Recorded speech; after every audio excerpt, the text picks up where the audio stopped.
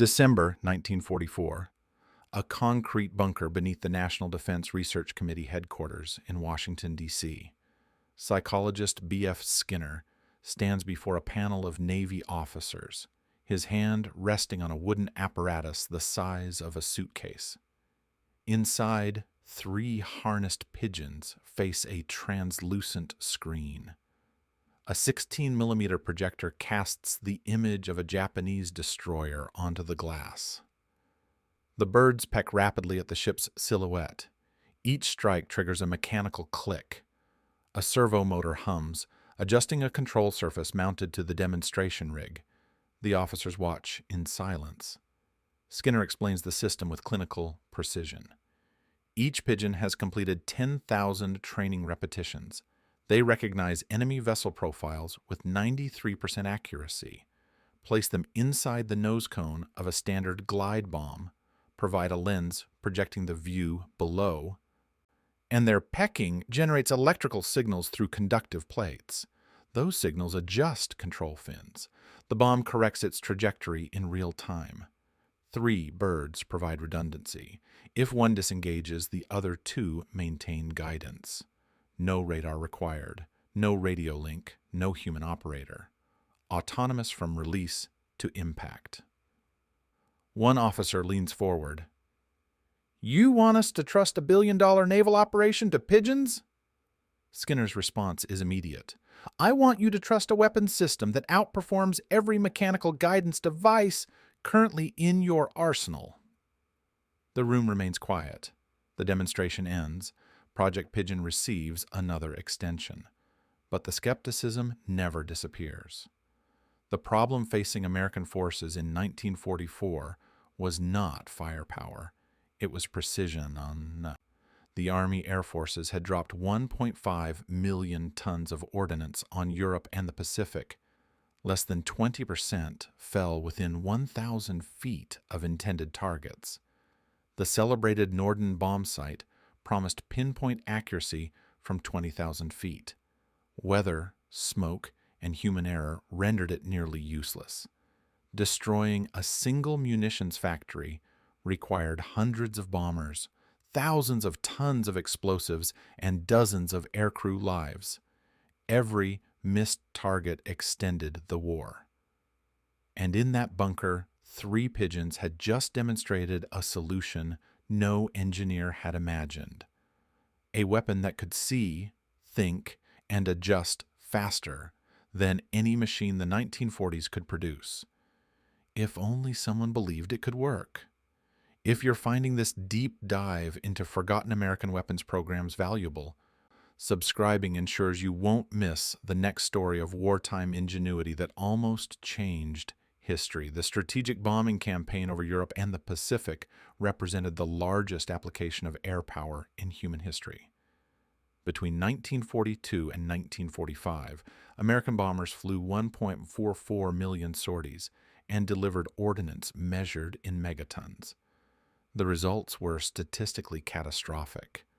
Post-war assessments revealed that only 20% of bombs dropped from high altitude landed within 1,000 feet of their targets. For precision strikes against factories, rail yards, and oil refineries, the margin of error was unacceptable. The Norden Mark 15 bomb sight was supposed to solve this. Marketed as capable of placing a bomb in a pickle barrel from 4 miles up, the device used gyroscopic stabilization and analog computing to calculate release points. In practice, conditions rarely matched laboratory ideals. Cloud cover obscured targets. Smoke from previous waves blanketed industrial zones. Evasive maneuvers threw calculations off. The bomb sight required stable flight at constant altitude for 90 seconds before release.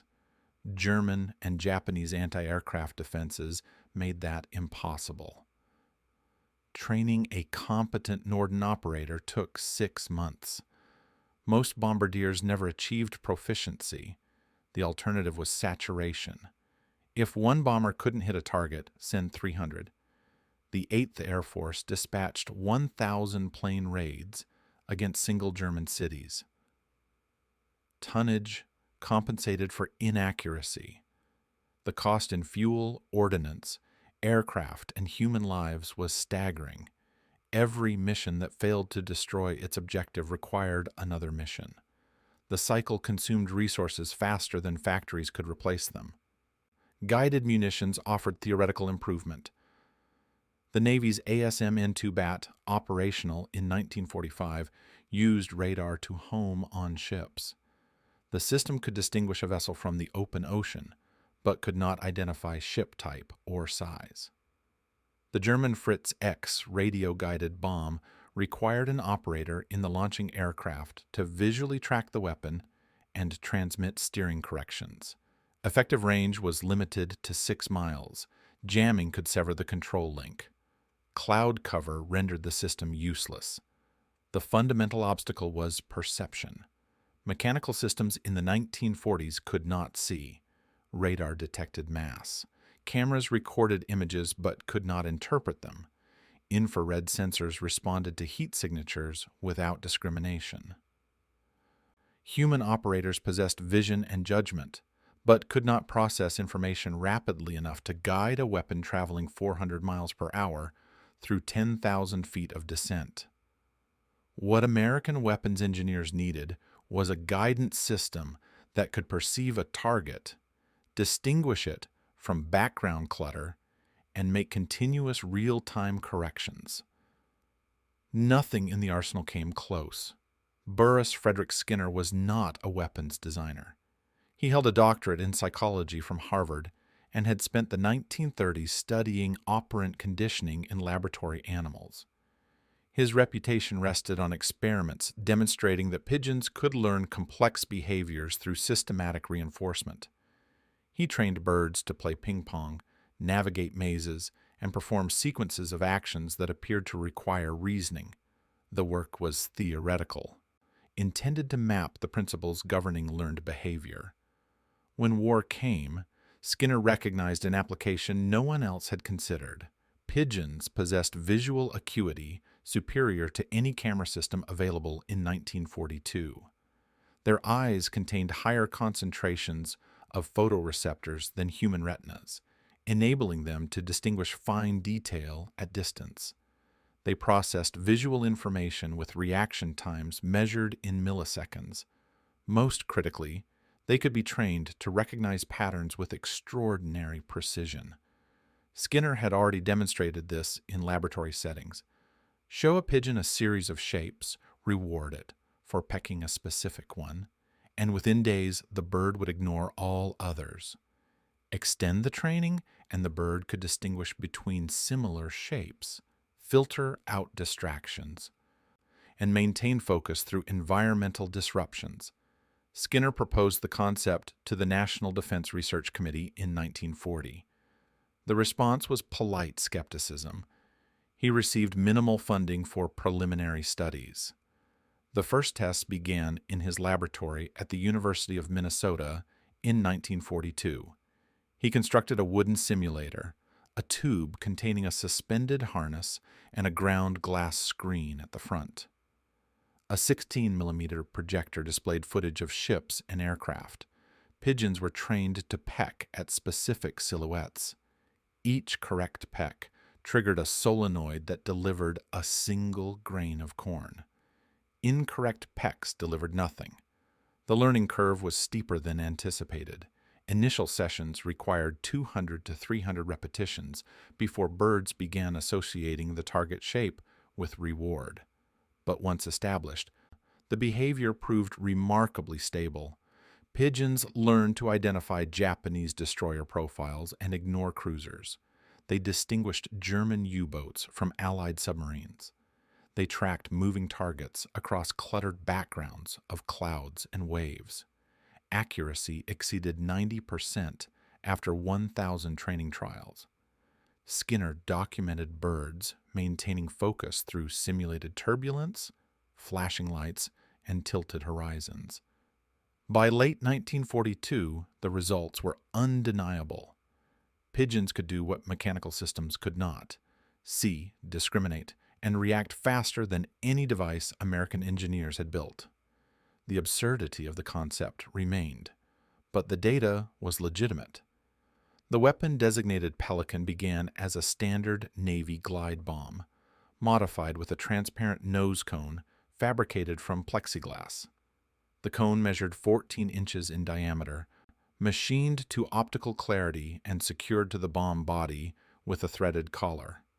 Inside, 3 pigeons occupied individual cylindrical harnesses constructed from aluminum tubing and canvas webbing. Each bird faced forward, head positioned 4 inches behind a glass lens. The lens projected the magnified view below onto a small, elasticized screen mounted directly in front of the pigeon's beak. When the bird pecked at a target visible on the screen, its beak struck a conductive rubber membrane. The contact closed an electrical circuit. The electrical signal fed into a pneumatic servo mechanism housed in the bomb's midsection. The servo controlled 4 cruciform tail fins machined from duralumin alloy. A peck on the left side of the screen deflected the left fin. A peck on the right adjusted the right fin. Continuous pecking at a moving target generated a stream of corrections. The bomb's trajectory shifted incrementally, keeping the target centered in the pigeon's field of view. The 3-bird configuration provided redundancy. Each pigeon's signals were averaged through a resolver mechanism, a mechanical computer that synthesized inputs and output a single steering command.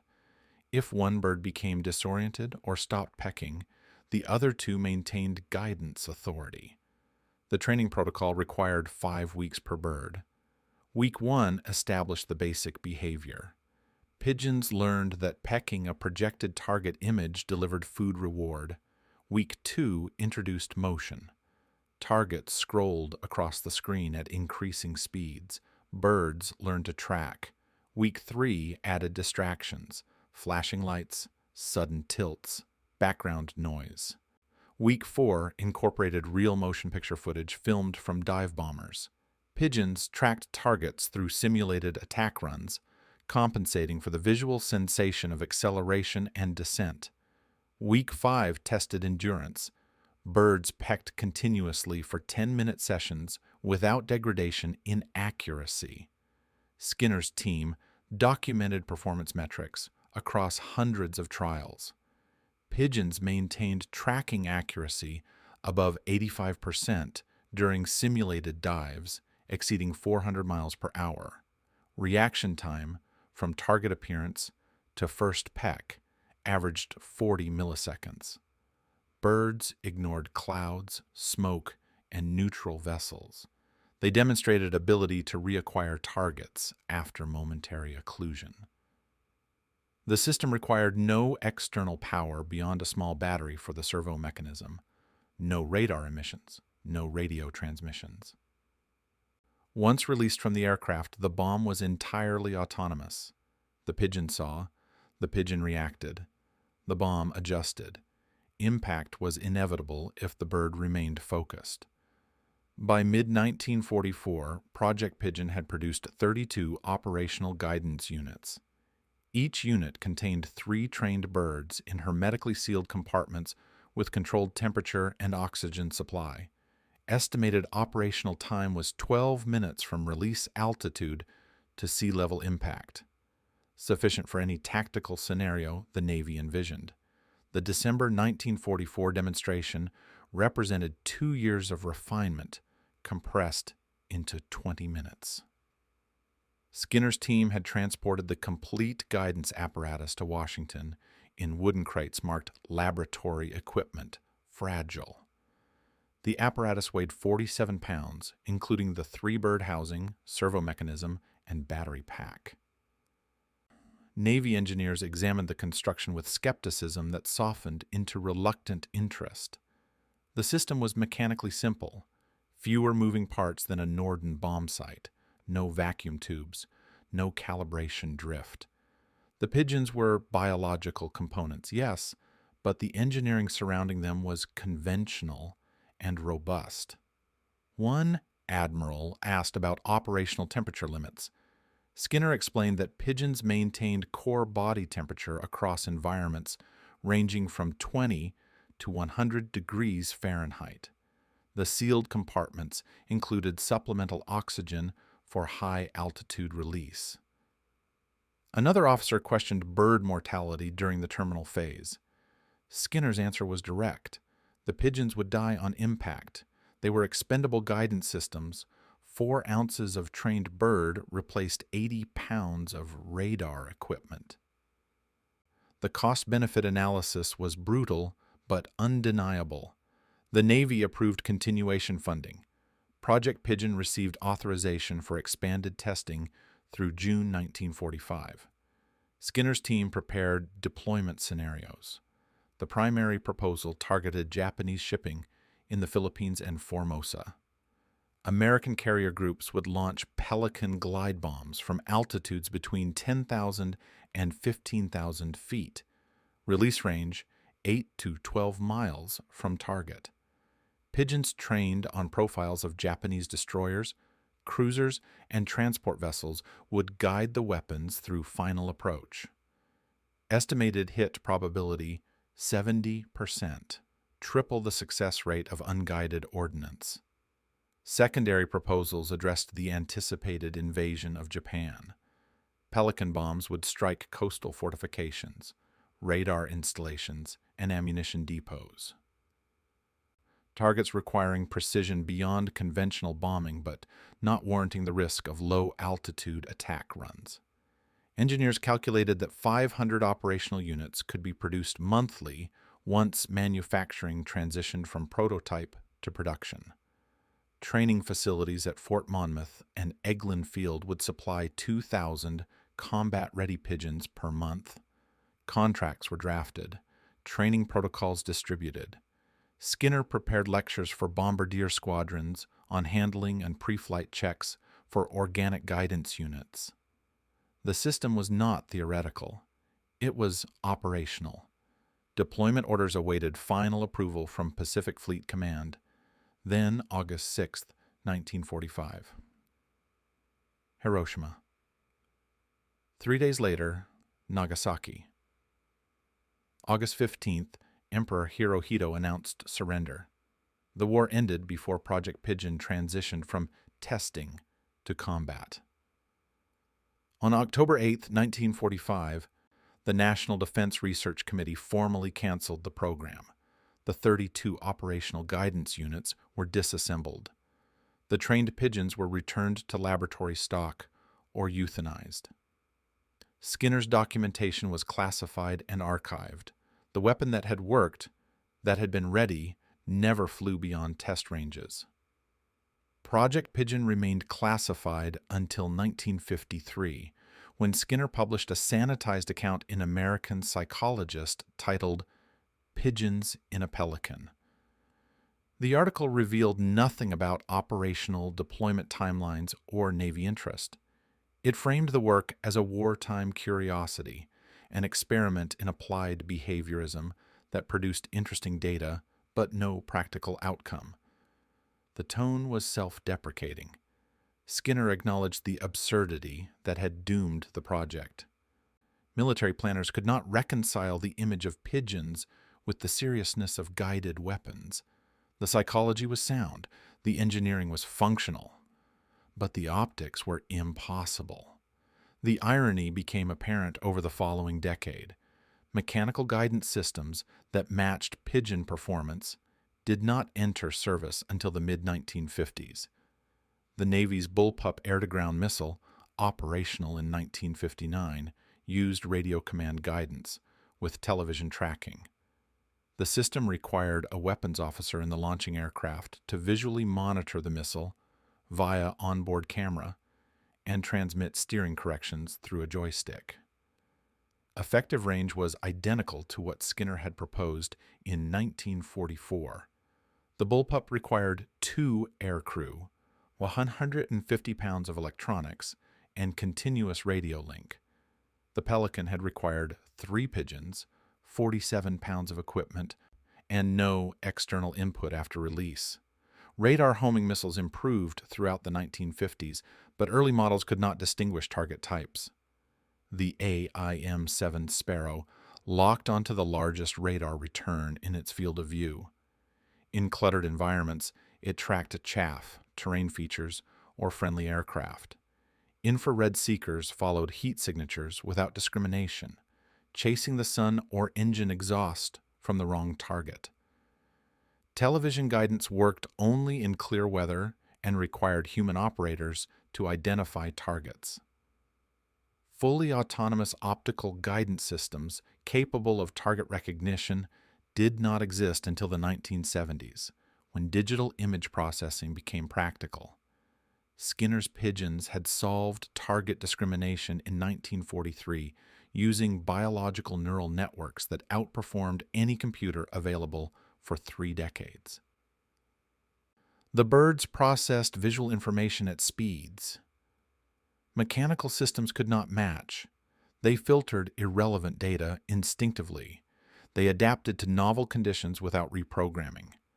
The guidance system worked because evolution had already solved the problem engineers were struggling with.